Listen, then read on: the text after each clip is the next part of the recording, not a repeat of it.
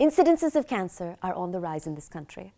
As per a recent report from the National Cancer Registry Program, there are more than 4.5 million cancer patients pan-India.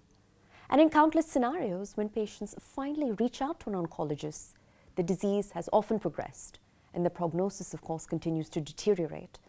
So to commemorate World Cancer Day, observed annually on February 4th, we're joined in studio by a distinguished panel of domain experts to shed more light on cancer screening, diagnosis, prevention and treatment protocols, because we owe it to ourselves and to our loved ones to be aware. With that, welcome to our special feature, I.O., a public awareness initiative by MSD Pharmaceuticals.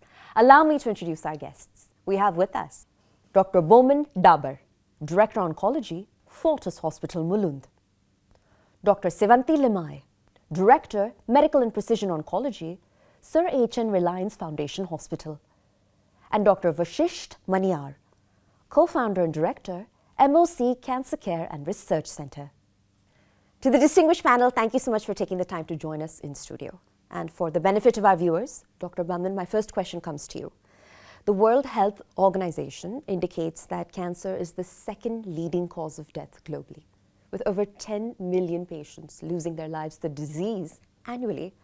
So my question to you is, beyond the basics, what more can the layman do to lower their risk? Just to recapitulate the basics: stop tobacco, Sure. avoid alcohol, maintain a good body weight, healthy exercises if you are allowed to do, healthy diet. Those are all the basics. But beyond basics, if you ask me, screening has changed the outcome of many diseases.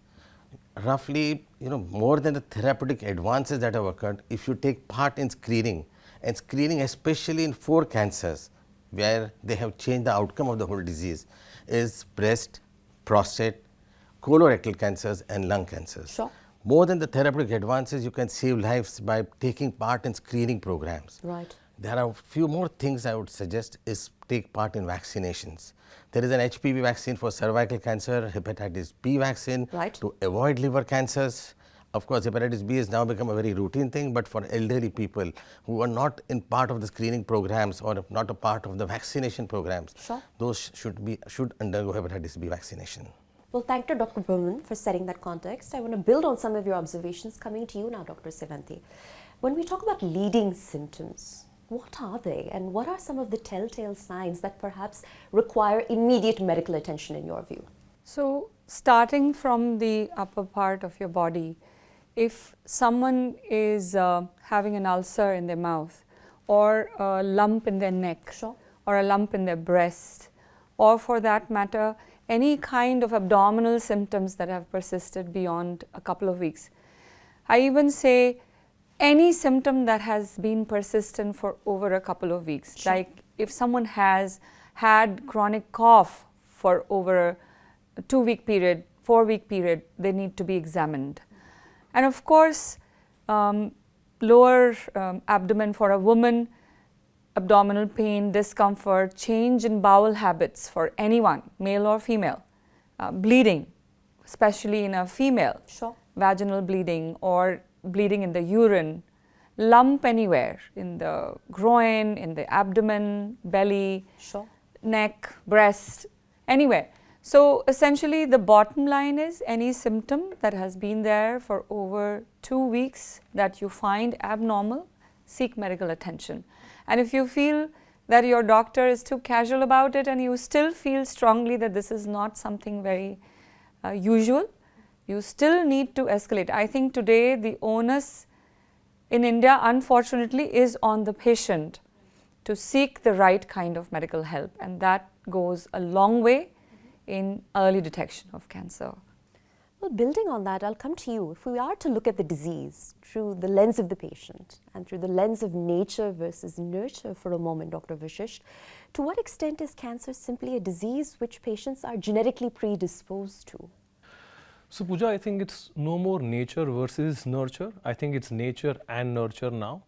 Rationale being that when we talk about nature, we talk about the genes that we are endowed with, Sure. a genetic structure that you have been inherited with and hence you can't change. Right. They are largely responsible for about 10% of all cancers. But it's more nurture, meaning what you are exposed to. What are these genes exposed to in terms of the stressors of life, be it environmental, be it what you eat, what you breathe. Some of these are modifiable in terms of what you eat, the amount of exercise, as Dr. Burman mentioned, that you need to put in. Right. Some of these are unavoidable in terms of the epigenetic modification, which is the risk which is endowed, which is beyond your control. Sure. So nurture is responsible for about 50% of most cancers. By nurture, we mean the exposure that we get as a part of being living in the society. Risk of alcohol, smoking, all of these eventually adds to 50% of your risk of cancer. And genetically endowed cancers, something that you cannot control, is about 5 to 10% of all cancers. Well, Dr. Sivanti, if I could come back to you, because your panelists have both talked lifestyle a moment ago. So to what extent does age or gender, for that matter, play a role in increasing your risk of suffering from the disease? This is a great question. Cancer is a disease of aging. And so as we age, the chances of our cells running out of control, running amok, are much higher. So when we look at the world data, the median age of presenting with any type of cancer is between 55 and 65. India is a young nation, and we see a higher predilection of cancers presenting at younger than this median age. So we have to be careful even earlier, sooner Sure. than what the world is at. The screening in general starts above 50. For us in India, there are areas and families where the screening should start much sooner. So that's one thing. Regarding the gender, so there are some cancers that are much more predominantly seen in women. Such as? So, breast cancer, of course, is going to be all women's malignancies are going to be seen in women. There is a type of lung cancer that is increasingly being seen at a higher rate in women, like non-smokers' lung cancer is growingly seen more in women. So many cancers are gender predisposed, and we need to be cognizant of the fact when a male comes in with a certain type of symptom, Sure. where the male predominant cancer may be seen more than the regular gender neutral cancer. Absolutely, and thank you for sharing that. And Dr. Burman, you've brought up screening. Your fellow panelists have also brought up screening, but the sad reality is that sometimes the sheer fear of treatment or the social stigma perhaps that comes with being associated as a cancer patient is what keeps people from seeking out support from their peers, their family members, and even medical professionals, right? So what's the solution? Because the problem is certainly complex. What is most important is educating the patient. Sure. It should be the education of the masses. That yes, cancer is treatable. There is no stigma. It is not a contagious disease that you should be worried about, and it is treatable.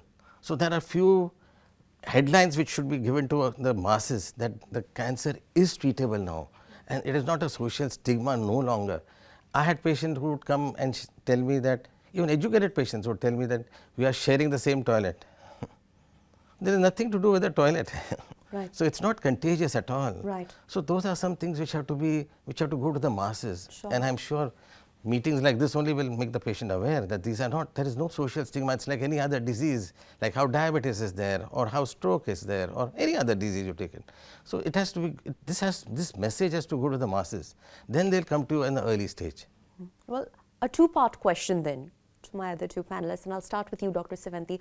What are perhaps some of the cancers that can be successfully treated if detected early, And then as a follow-up, Dr. Vishisht, what are perhaps some of the types of cancers that show no discernible symptoms at all? I think we owe it to ourselves to inform ourselves around both scenarios. Most of the cancers, if detected early, can be treated and cured. If you start from the top portion of the body, oral cavity, so any ulcer, any lump needs attention. And if examined and found to have an ulcer, patient should undergo a biopsy, Sure. abnormal looking ulcer, something that has been there for some time. Similarly, if you come down to breast, so if there is a breast lump, many patients just come in with the understanding that a surgery will take care of it. No, breast cancer treatment is a marathon. You have to be ready to run a marathon. So that is why there is this mantra, early diagnosis saves lives. Right. Because if we are able to catch the cancer early, where a curative approach is possible, Sure. one should just not be afraid, get to the right doctor, right center, and take care of whatever they have found very, very quickly. So unfortunately, not all cancers will give you symptoms, and hence we need a heightened sense of screening for certain cancers which will not have symptoms. For example, ovarian cancer, one of the most common cancers in India and one of the commonest cancers in female, Sure. will come with very, very non-specific symptoms of bloating, tiredness, abdominal discomfort, change in your bowel movement, symptoms that we would largely attribute to a lot of what we eat and indigestion. And 70% of ovarian cancers even now are often diagnosed at stage 3. Looking at statistics, if you are diagnosed as a stage 1 ovarian cancer, your 5-year survival risk is more than 90%. If you're diagnosed with a stage 3 ovarian cancer, your 5-year survival is less than 50%. So, and hence understanding your genetic predisposition of what we mentioned about nature versus nurture. Right. If you have a strong family history of anybody developing ovarian cancer or breast cancer in your family, or you have a personal history of breast cancer in the past, or if you have nurture-based predispositions like exposure to significant amount of ultra-processed food, being obese, having a very, very sedentary lifestyle, you would want to screen yourself more often. Well, thank you for explaining it in such a relatable way.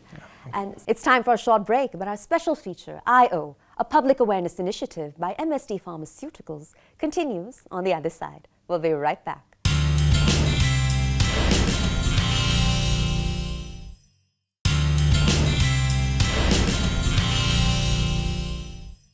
Speaking of, relatability, you've all talked about treatment modalities. I've heard surgery, chemotherapy, radiation therapy, and a coordinated approach all come up in this conversation.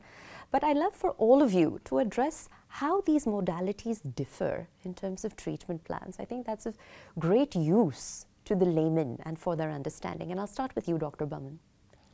So it is like, there are, as you rightly said, surgery and radiation. These are what we call as local forms of treatment. All right. And we started our practice few years back. It was only surgery, there was only radiation, and there was hormonal therapy. Things have moved far beyond, and of course chemotherapy was there. So things have far moved beyond that. When we had started, there were 3 or 4 drugs of chemotherapy. In chemotherapy, which is a systemic form of treatment, it is to treat the disease which has gone beyond its confinement. All right. It is a systemic form of therapy. So chemotherapy, hormonal therapy are systemic forms of therapy, whereas surgery and radiation are local forms of therapy. As told to you, that breast cancer, when we treat it surgically, it's a local treatment. You just remove the part of the breast. Sure. To enhance the local treatment, you give radiation. Systemically, you give so that the microscopic disease which is spread beyond its confinement, to treat that, we give chemotherapy. Hormonal therapy is a long-term treatment. So we give hormonal therapy as a maintenance form of a treatment to keep the disease under bay. There is now further advances which have taken place in this field. In the field of oncology, we have immunotherapy, one of the latest kit in our block. Immunotherapy, what I have seen, has changed the outcome of many diseases. So immunotherapy has changed the whole concept of many diseases. The natural biology of the disease has changed. It's a systemic form of treatment. That's why it can control the rebound of some cancer cells which come, your immunotherapy, your immune system will function against them and kill those cells. Right. So immunotherapy, and now of course there is the CAR T cells and so many other new recent advances which have come. Certain vaccines are also going to come. So things are moving so much ahead that sometimes I feel that cancer has now become something like a chronic disease. We can treat them and they can live with how they live with diabetes or any other disease. Just go on taking a shot of immunotherapy once in 3 weeks and they are alive for so many years together. Well, that's very heartening to hear. And beyond what we've heard already, what more would you like to add, Dr. Sevanti? So there's much promise, truly much promise for newer drug development, for newer application, for us to live longer, for our patients to live longer. Having said that, I feel for this to really translate into benefit for Indian cancer patients, we have to walk very far now. There's often a guilt of cancer diagnosis where one who has a small breast lump or has a small neck lump or has a oral small ulcer, one is extremely uncomfortable sharing that you are having this symptom. Deep down, most of our patients often tell us that I knew this was there for a bit. Sure. But the guilt of being diagnosed with cancer is so huge that one tends to what we call as the ostrich phenomena, get camouflaged into giving your mind various excuses of what it could be or it should be rather than meeting a physician and getting it diagnosed. If we can take away that stigma of cancer diagnosis and the guilt of being diagnosed with cancer would be a great message for a patient, because then we'll see a significant proportion of these people being diagnosed early, being treated early, and hence living an absolutely normal life after they finish their therapy. And the idea is of what you can cure should be cured, what you cannot cure should be very well controlled. And the incurable cancers have largely become more of a chronic health problem rather than acute life-threatening illness. What our panelists said is absolutely true. But let us go to the rural areas. Right. Let us see what is happening in rural areas. That is the time when we can pass on this message to them that cancer is treatable, talk to them, Right. These are the things which are also so very important and basics that we have most to of bridge the time. that urban-rural divide Absolutely. when it comes to cancer care. So we all are sitting here and we can talk a lot of things, but how many things, screenings are not happening there in rural areas. Sure. So of course things have moved a lot, what I used to see in 30 years back and now. But still, I think so there are a lot of gaps between these things. Certainly look forward to that. And by way of closing comments, I pose this question to all of my panelists in our quest to separate fact from fiction. When it comes to cancer and cancer care, what's the parting message that you'd perhaps like to leave behind with our viewers? And I'll start with you, Dr. Vashish. So a very important message is the new cancer doctors that have cropped up on Facebook and Instagram who suggest certain lifestyle and diet changes which may not truly be scientific. Oh. We have the new entire gamut of people who suggest completely stopping sugar is going to prevent cancer from coming in. We have people who suggest get up at 8 o'clock in the morning, have a neem a day, and your cancer is going to vanish. I wish that was true. And we all hope that there is one certain dietary change which can stop us from getting cancer. I think it's more of a lifestyle that we need to adapt to, a healthier lifestyle that my panelists have so strongly suggested. Sitting at home, sitting and looking for cancer solutions on Facebook and Instagram is not your solution. Trying to understand your genetic risk is, trying to screen yourself for it is, and also trying to ensure that you adapt a certain lifestyle of avoiding ultra-processed foods, including good amount of whole grains in your diet, having significant amount of green leafy vegetables, significant amount of fruits, which is going to actually push you towards better health. Not only just cancer-free health, but also from a lot of other chronic lifestyle diseases is the mantra that I would want our young ones to follow rather than look for simpler solutions on the net. And my last message is for those who are diagnosed, those who are battling, those who have survived, those who have thrived cancer. My last message is for them. Hats off to them. Without their energy, without their contribution, we would not be able to move the field forward.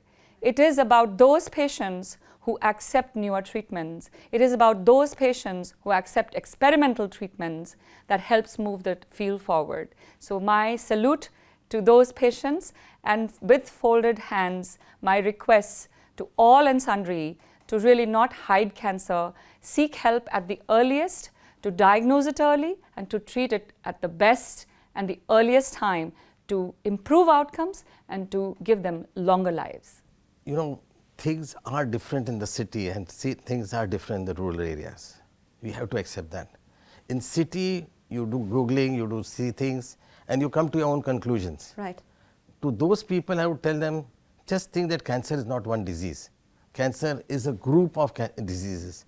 There are so many different stages, there are so many different types of cancer, so there cannot be one treatment for all cancers, there cannot be one preventive measure for that type of a cancer. So every patient that comes to us is a unique patient.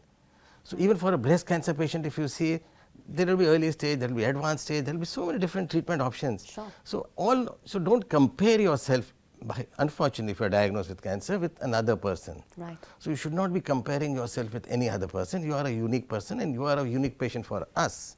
For rural areas, it's education and education. Start educating the people. There are screening programs. The government has started screening programs. So you should take part in them. We owe it to ourselves. And that is how we'll move forward. Well, Dr. Baman, Dr. Sevanthi, and Dr. Vishish, I have to thank you for sharing such a rich range of perspectives from your personal as well as your professional journey alike. We salute what you do on an everyday basis to improve cancer outcomes across the country. With that, I wish you all the continued success. Thank you so much for taking the time to join us in studio. With that, our special feature, I.O., a public awareness initiative by MSD Pharmaceuticals, comes to a close. Given all the lack of information often associated with cancer, it's all the more critical we educate ourselves and stay informed in order to protect ourselves and our loved ones. And conversations like this, to my mind, certainly make for a critical first step. We trust you found the insights shared of value. Thanks for watching.